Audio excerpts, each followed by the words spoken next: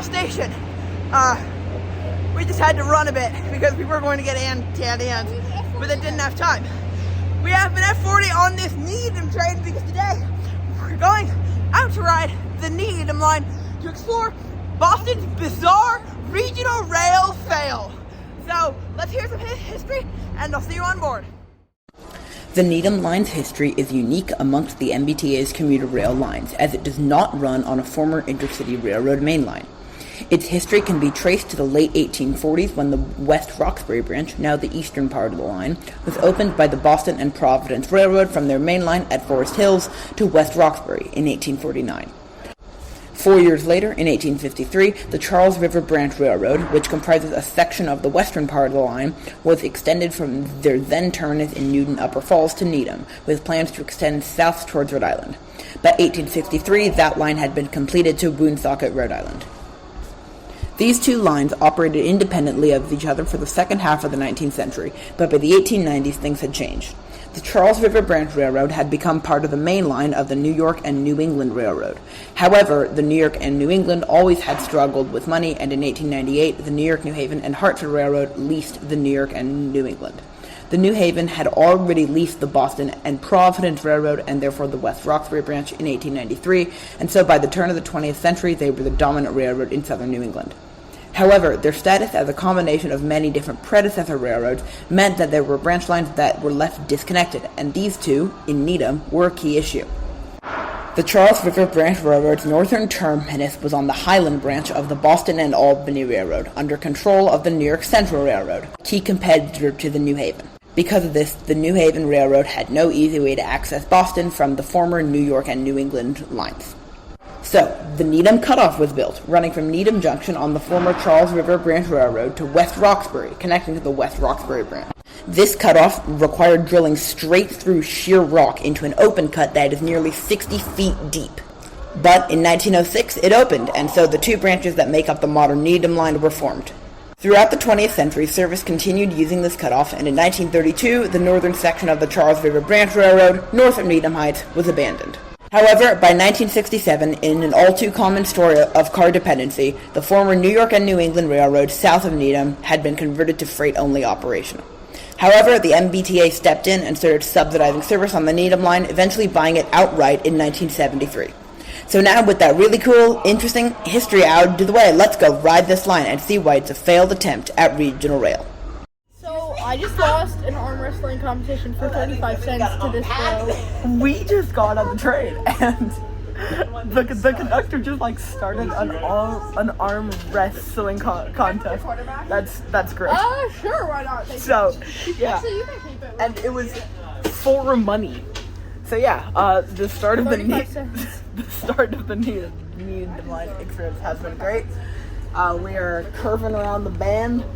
I do not know why I said that in a southern accent. We're going to be on track 3 at Back Bay. Track 3 at Black Lung Cancer Station. Black Lung / lung Cancer Station. Because Back Bay has some wonderful ventilation. Okay, see you somewhere down the line. We're here at Roslindale Village, which is technically kind of a suburb, but this is a very downtowny. And then when you cross over to the other side, you see, massive parking lot. We're also on the lower level, which is trippy.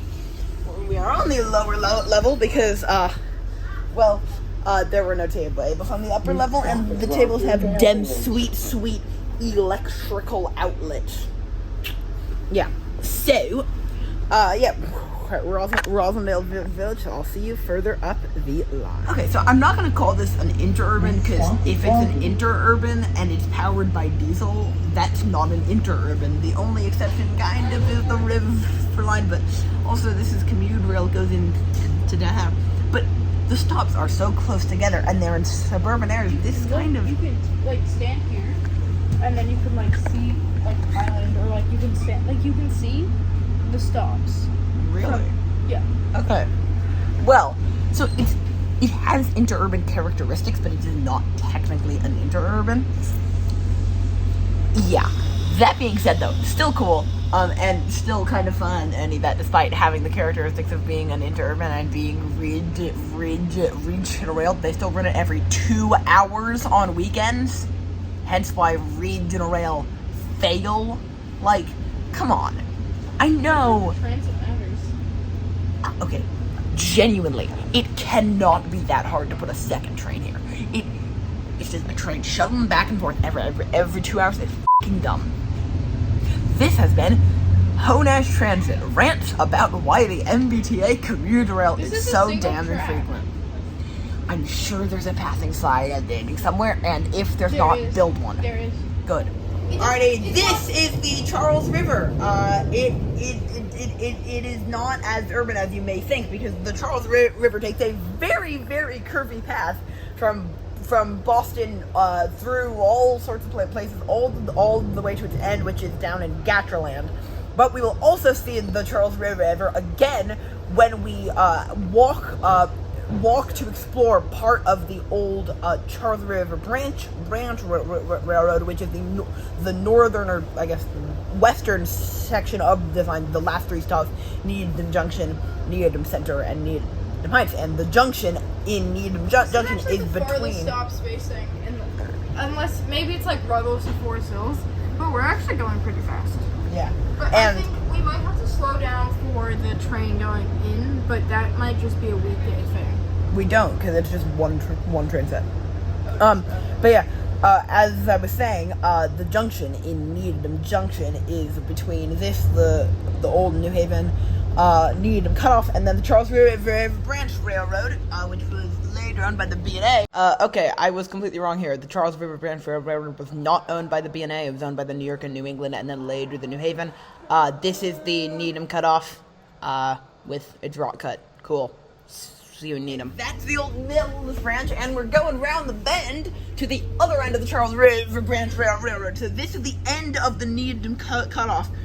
This curve of track, I'm fairly sure, wasn't actually built by the New Haven. I'll put a text box if I'm wrong, but the idea of the New Haven was, and I'll put a map up now. Train section. There we go, train section. The idea of the New Haven was to run from the Northeast Corridor down to the old bay called the Railroad. But now we've merged onto the old bay, or the original Charles River Branch Railroad. So see you at Needham Heights, where we're thinking about asking the conductor for a cab tour. Hello. Ignore the fact that I am on a nondescript patch of grass, but we did not end up asking the conductor for a cab tour, so here's a foamer shot at Needham Heights, and then we'll go and explore the rest of the abandoned Charles River Branch Railroad.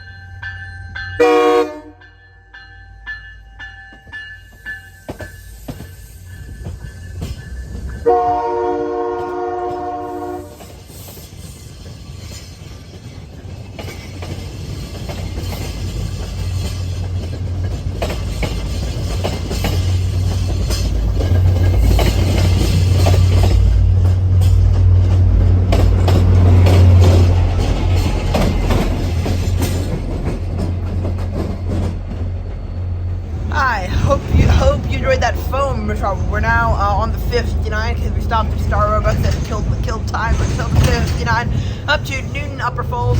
We could have walked, but I don't want to walk through a cloverleaf interchange. It's cold. And yeah, but we will still walk to Elliott on the Dean because that's a nice walk.